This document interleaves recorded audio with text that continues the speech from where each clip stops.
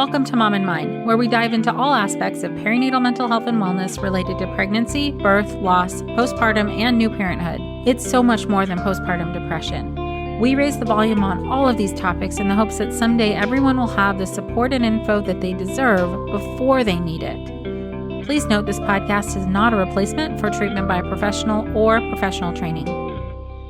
Welcome to Mom and Mind. I'm your host, Dr. Kat.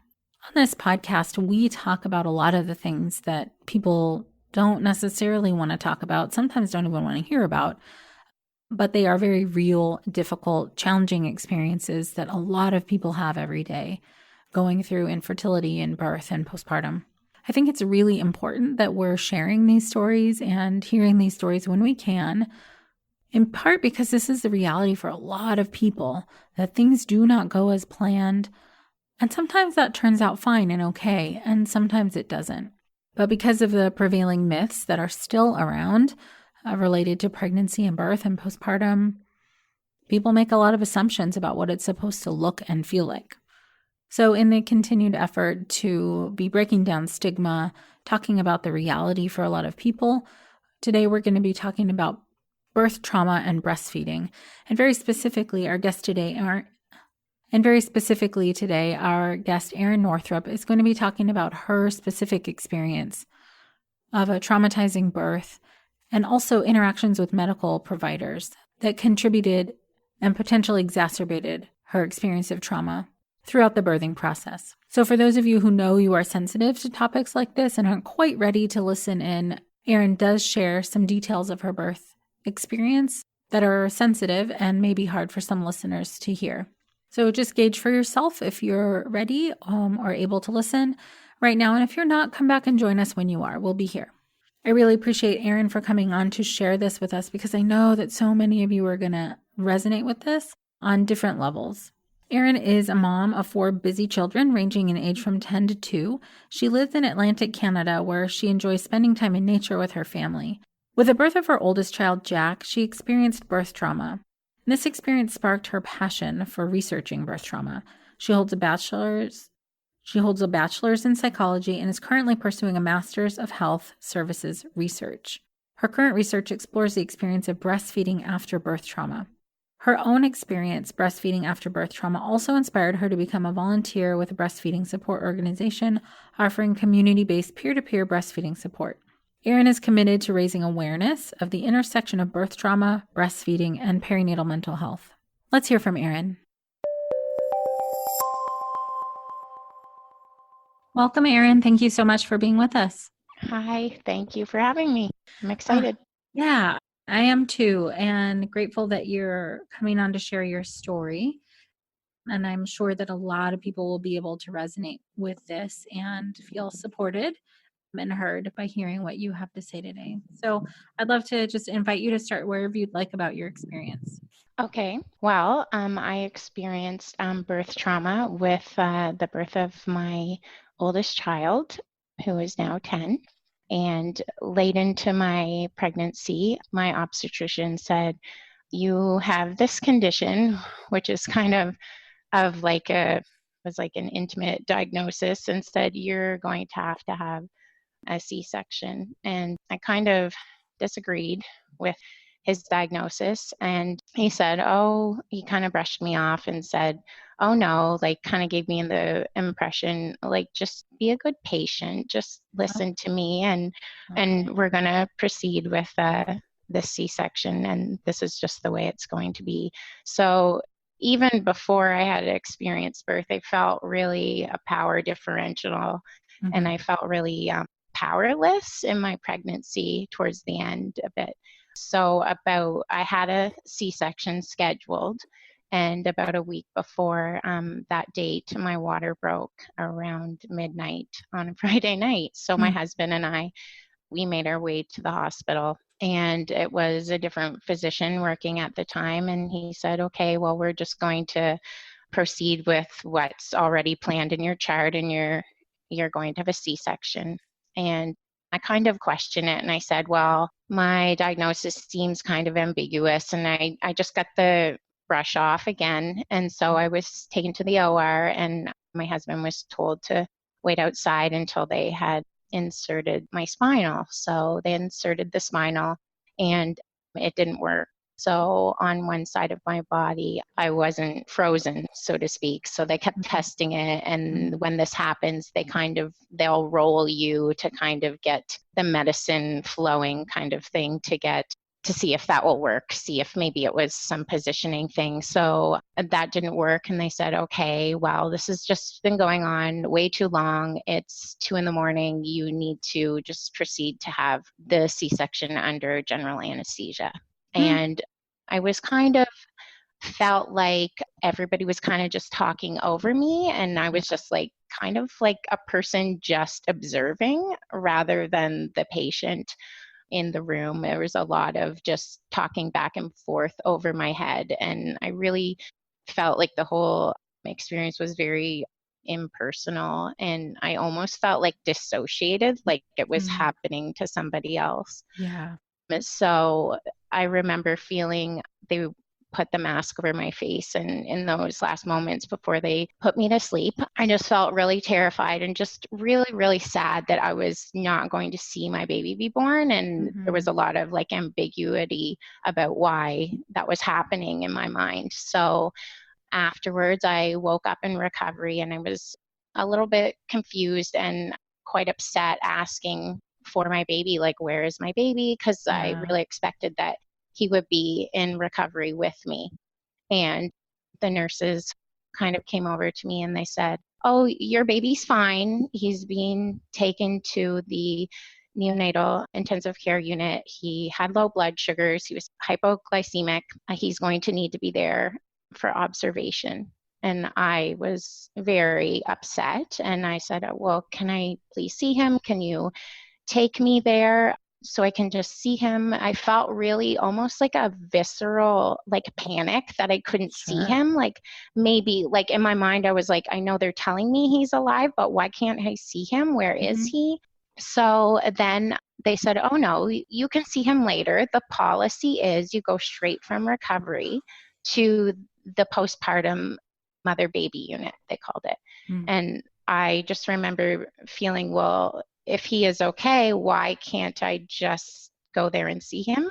Right. And at this point, they had let my mother into recovery, and my mother is a physician. And so I was very privileged in this situation that I had an advocate right there in the room with me. Yeah. And she said to them, like her mama bear instincts came out, I think, for me. And she just said, I cannot believe the utter disregard for the mother-baby relationship here that you are willing to put policies above that. I don't see why she can't just see him. Right. So at this point, they wheeled me through. It was an open concept unit, so they were able to wheel me through, and I was able to see him. I wasn't able to touch him or anything like that, but I was able to see him on my way back to the postpartum unit. So I arrived back to the postpartum unit. It was the middle of the night by this time, and they said, you can see him in a couple hours. And I was kind of confused too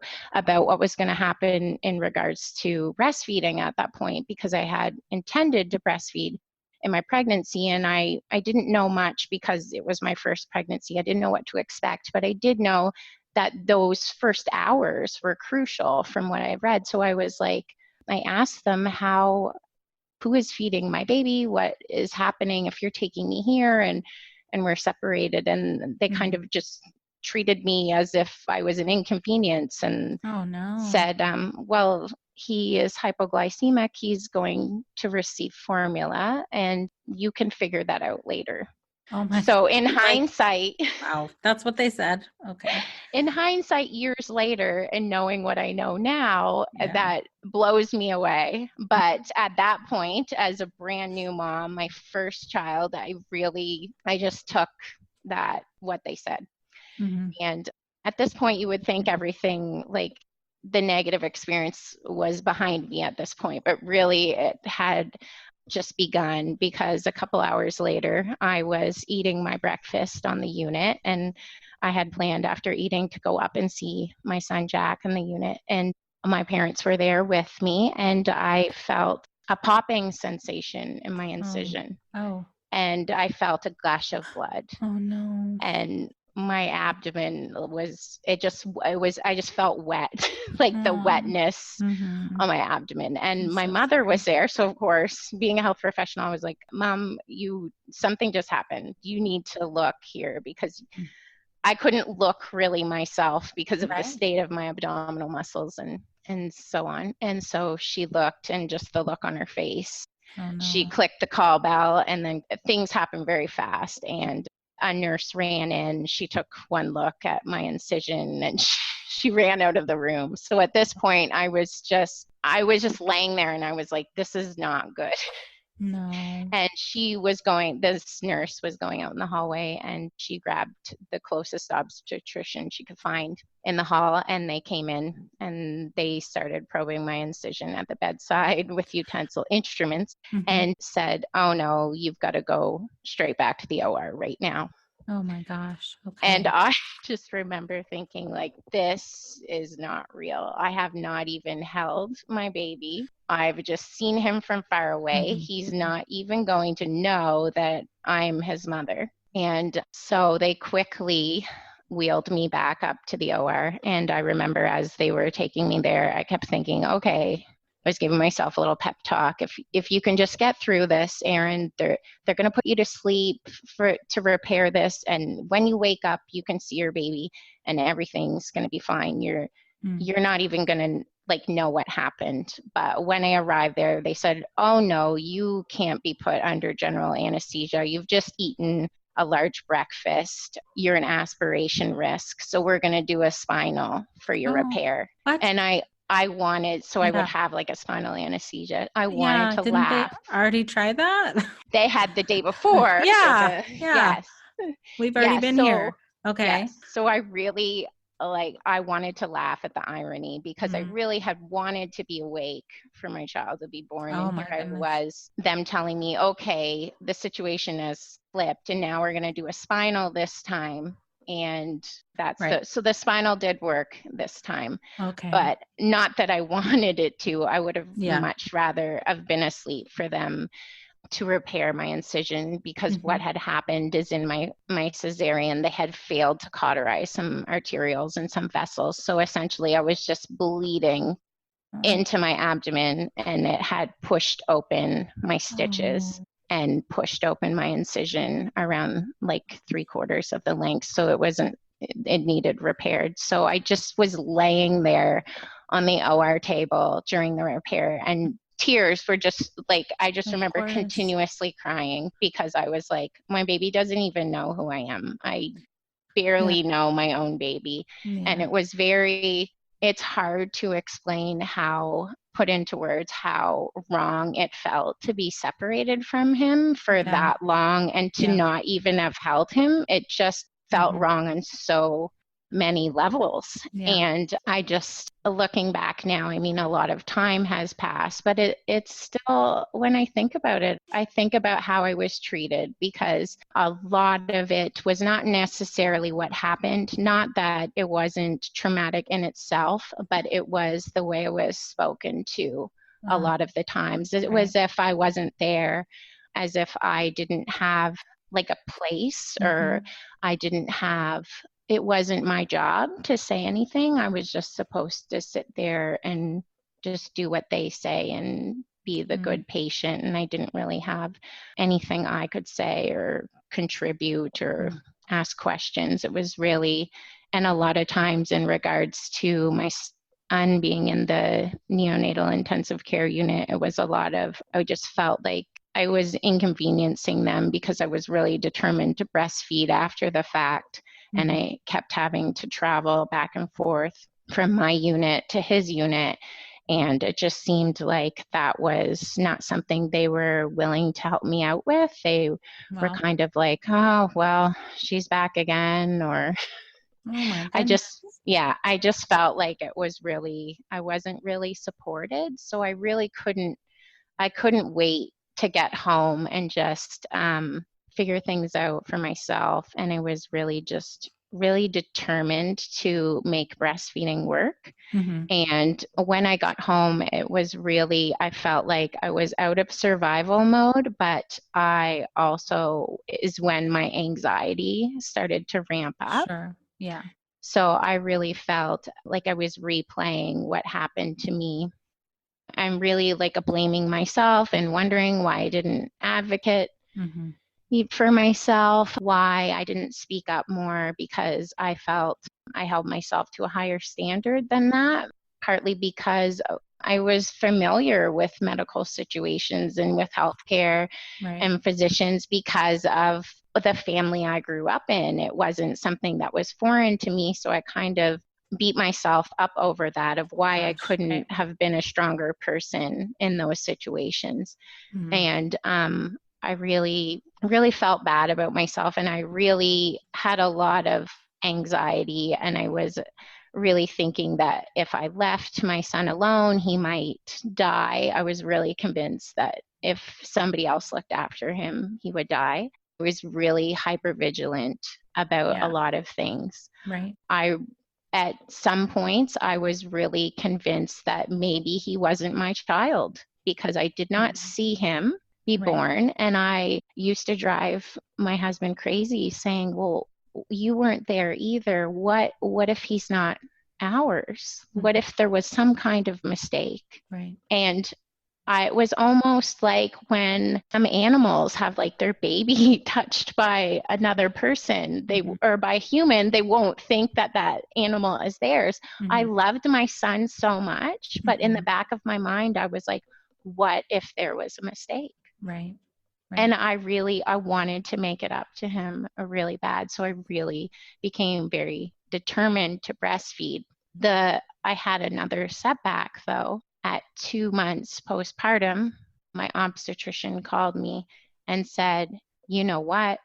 The diagnostic tests we ran right after pregnancy that you had insisted on, they came back and the condition you had was actually benign and you didn't need that C-section in the first Oh place. my gosh. So that really, at 2 months postpartum, that Yeah. really intensified Yeah. my grief. Mm-hmm. And I really felt an erosion of trust with like the entire medical system Yeah. because I really thought that they were there to protect me and have my best interests. Mm-hmm. And then I knew on a cognitive level that these are all just humans working within a Sure. system and that mistakes happen.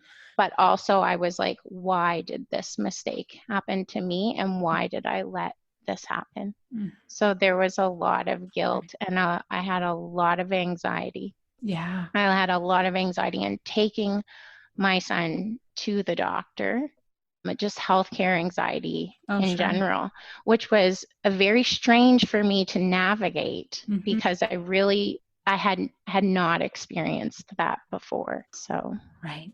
Right. I mean, this is months of going through it at that point. yes, Yeah. yes. Right. So, I mean, you were describing so many things that you were trying to wrap your mind around the whole way through. I absolutely know so many people who are listening to this will be able to resonate and identify with a lot of the things that you've described, all from like feeling like your power is being taken away or that you don't even have a choice, the medical complications, all of that, and that back and forth with yourself of that feeling of like not feeling connected, so you need to do this one thing that keeps you connected, and for you that was breastfeeding. Yes, and that is really my breastfeeding relationship with my son. And those months postpartum are really what kind of set me down a path. When I reflect back upon it now, I think, well, if that had to happen, then I kept asking myself, where is the growth? Where is the Mm. meaning in this experience? What can I do to help others? What can I do to help myself? So for myself, it was really maintaining that breastfeeding relationship with him. I felt like it was really an atonement to him. If I couldn't be there when he was born, if I couldn't be there in those early hours, in those early days, then I could do this. If I couldn't have control over the situation, if I couldn't control the birth and what happened to me, I could control breastfeeding though. For me, that was what I could control. And so after that, I thought, well, how can I help others? And I became involved in a breastfeeding support organization. And I started to hear other stories. And we know from the research that 1 in 3 mothers, parents, feel that their birth was traumatic. And so I was running into these stories a lot. And I was really coming into contact with these experiences, not only of birth trauma, but also what happened in the aftermath in terms of breastfeeding. And not all of the experiences were the same as mine, of course. Everybody is individual. Yeah. But some of them were very negative too. But I kind of saw that there was like an underlying theme. So I went to the research and I didn't see a lot. And I thought, you know what? I'm going to do this. I'm going to research this because if something is going to come of this experience, if I was supposed to have this happen to me, then I have to find a way for it to mean something. It can't mean nothing. There has to be something good that comes from this. So I went to the research. I didn't find a lot. So then I decided, okay, well, I will do this research. And I applied for a master's program and an interdisciplinary one because I thought there were so many factors. And from the beginning, I knew that my research, that my thesis would involve birth trauma and breastfeeding. And that is what I'm doing right now. Along the way, I've had other children, which is kind of not everybody who has a birth trauma goes on to have other children, or they have a lot of fear and stuff in having that. I did have some of those fears, but I did go on, and I have 4 kids now.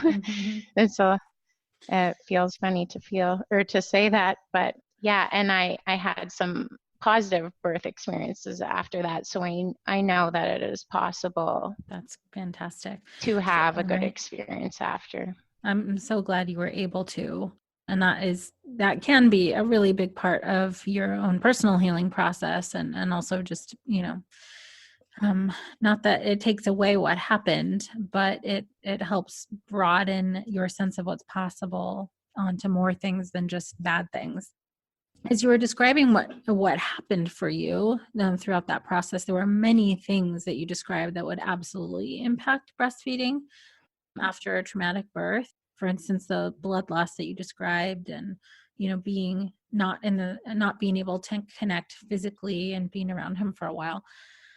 How do you feel that your breastfeeding experience was impacted by all of this? Well, as I said, I felt like it was a way of regaining control. I really felt like if I couldn't control that, I could control breastfeeding, and it really heightened my resolve to breastfeed. In fact, to the point where I'm not sure if I would have had that heightened resolve if I hadn't experienced birth trauma. It really became something that I was very determined to do, and I was going to succeed at all costs, because certainly while I was in hospital, I did not feel that I was supported. All the things that should have been done, that should have been offered to me, things like pumping or hand expression, or even just like psychological support, like, oh, I'm really sorry this happened to you, and sometimes some mothers experience this, so you could watch out for this, and this is how you could address it. There was zero information. No, there was no information at all, aside from you had some really bad luck, didn't you? And that was about the only really positive statements that I felt at the time in that situation, which really... Yeah, that's very little and hardly anything. Did you find support to help you breastfeed? How were you able to initiate Well, that? I had support from my own mother, happened to have breastfed me. So she was a lot of experiential support. I found support in my community and also support online. I Mhm. looked for support online, not in terms of like breastfeeding after birth trauma, but just general breastfeeding support. I found a lot of support online at the time, and that was really helpful to me. A lot of the information really helped me to really make sure that I was doing everything I could to like lay a good foundation for breastfeeding, because those early weeks are just so important. It's hard to regain any losses that happen in the early weeks. It can be much more difficult to overcome those hurdles later on. It's much easier in the first 6 weeks to address issues, and I really felt I had that support online. Okay, that's fantastic. We deserve to know what we're putting in our bodies and why, right? That's why Ritual's founder is on a mission to reinvent the vitamin industry. They are making clinically tested and new normal. Science backed isn't just a buzzword for them, it's the standard. One of the reasons why I love taking this multivitamin is because I cannot stand the taste of fish oil. I've tried so many ways to take fish oil because I know that it's good for me, but I just can't stomach it. But I can with Ritual. Ritual uses vegan algal oil instead of fish oil, which comes from the fermentation of microalgae, a patented process that leaves minimal environmental contamination. And did you know that 40% of women cannot properly utilize the synthetic form of folate or folic acid, which can be found in many multivitamins? This is why Ritual uses folate in its absorbable form to help cover women's needs. Daily changes can lead to big results, so start small today. Ritual is offering my listeners 10% off your first 3 months. Try it out, satisfaction guaranteed. Go to ritual.com/momandmind to start your ritual today. That's 10% off during your first 3 months at ritual.com/momandmind. I'm thinking of the folks who are listening who will want to know how you were able to do that, because it is a struggle for a lot of people, as you probably have seen in your research, to be able to initiate and get breastfeeding going when there hasn't been the possibility for connection in those first several days and sometimes weeks. Yes, I would say to anyone to really reach out online. This was 10 years ago that this happened to me, and Mhm. now I'm sure there's even more online support as well in your community. The Leche League, they're huge support, and a lot of Great. them know, a lot of the leaders know about birth trauma, and they can really help moms and parents through that experience. Hmm. And a lot of them have been there, and they can help as well in terms of just the experiential knowledge. Hmm. So what have you been finding in your research now that you're, I assume, kind of doing better Yeah, in the to the work? What have you? yeah, we started my research and we had a huge response. We are doing a qualitative project because we wanted to look at the subjective experience from the parents' point of view, from the mothers. So our research question was, what was the mother's experience breastfeeding after birth trauma? Because Mhm. we didn't want to do something that would be quantitative. Not that that type Sure. of research isn't useful, because it is, but when it's a topic that's a little explored and we don't know much about, sometimes it's best to get the subjective experience first and then build from there, and kind of that will lead to more research or more Sure. interventions. But for right now, we looked at doing a small project and looking at their subjective experience. So we had a huge response. Like, it was really telling how many, once we put the call out for participants, how many individuals wanted to share their story, to the point where early on in the project, we thought, okay, we'll put this up for a couple months and we'll see how many participants we get, if we can reach what we're looking for, because we were just looking for a small group. And within days, I called my supervisor and I was like, the website is blowing up. We need to pull this down soon. And she said, Erin, don't pull it down yet. Just wait. If we have a bigger sample than we need, we'll work with it.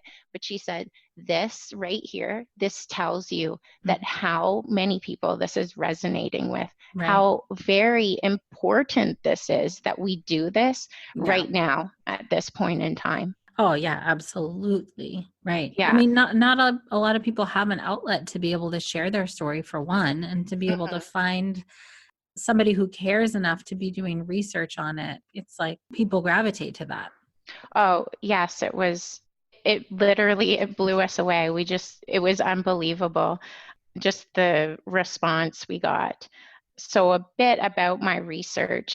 We were doing a phenomenological method, and we were actually looking at it from Georgie's descriptive phenomenology. And Georgie is a humanistic psychologist. So he has this kind of view that at our core, we are human. And as humans, we assign meaning to our world. And the best way to access this meaning is through language. So we asked parents to using language to write down their experience, similar to how you would write like your birth story. Sure. Only we asked them to expand on it and include your birth story, but also your breastfeeding experience with that birth story. Hmm. And that we had them do that, and they submitted that, and we went through an analysis process. And a lot of what we found does coincide with the small amount of research that there is presently out there about breastfeeding and birth trauma. And we're really excited to share. We're still kind of going through it right now, but we do have a lot of like preliminary results, and it is very telling and it's resonated with me, of course, as somebody who has experienced it, but it's also been difficult in a way too to go through this process, I'm because sure. it's not a good thing to always read that other people have shared a negative experience with you, because you can Right. really feel in the language people use to describe their experience how much pain they've been in and Hmm. how this really has impacted their life.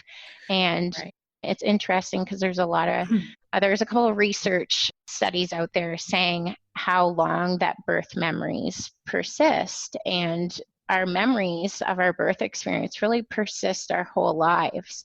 Mm. And we actually had people who submitted to our research that their birth was not something that just happened. It was years and years ago. And those memories, they've lasted their entire life. And that was really powerful, Fascinating. Yeah, how they were made to feel during that sure. time. And that's what's really coming through in the research. It's not necessarily what happened, because some births seem on the outside Mm. as routine. That was Right. a routine vaginal birth, or what people call a physiological birth, but really how the mother felt Mm. was nothing Right. like Right. a routine to them at all. It was Yeah. traumatic. Yeah. I see that all the time with people that I'm working with too. I was curious if that was something that was kind of bearing out in the research, if it's the felt experience Yes, that. yes, Hmm. Right. definitely. No matter what the ultimate outcome of breastfeeding out after birth trauma, no matter what the ultimate, like if it was success or not, we found that birth trauma was very destabilizing to the breastfeeding process, Sure. because it involved an embodiment of pain, either physical and or emotional pain. Mm-hmm. And that pain often came from mistreatment during childbirth and in the immediate postpartum period. Yeah, that's heartbreaking.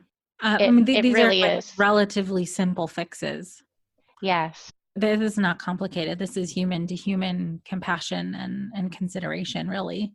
You know, and Yes. not to distill it down too much. There's other stuff in there, but oh man, if that part could just be attended to on a on a broader scale, like all over the place, this is like a preventative measure. Yes. And I really think that the like my research and other research has shown that it is important to have trauma-informed care after the fact, because we Yeah. know how many people are experiencing this, but I don't think that's enough. Hmm. We need to Right. go upstream, and we have to stop trauma from happening in the Hmm. first place. Right. And this is beyond the scope of what my research is, but I Sure. mean, my research is kind of saying, well, we need to do this. But yes, we need to go upstream. We need to, what is happening at the institutional level, at the system level, at the environment that the care providers are working in that cause these situations. Because even after what's happened to me and reading so many other stories, I fail to believe that individuals who are in caring professions go into these professions to do this to people. I don't Sure. think they do. Right. So, Right. what is happening in their training, in their work environment, Hmm. in the policies that they work under, in the institutions that are creating this situation? Right. Oh, those are So, fantastic questions. yes, Big, I big think, questions. And I do appreciate the broad macro kind of perspective on this, because what I find, and maybe you are seeing this throughout all of these stories that you've read too, is that when people have traumatic birth experience like this, they don't walk away necessarily wondering like what all happened in this system that contributed to my providers making me feel this way. They walk away feeling like, what's wrong with me? What did I do wrong?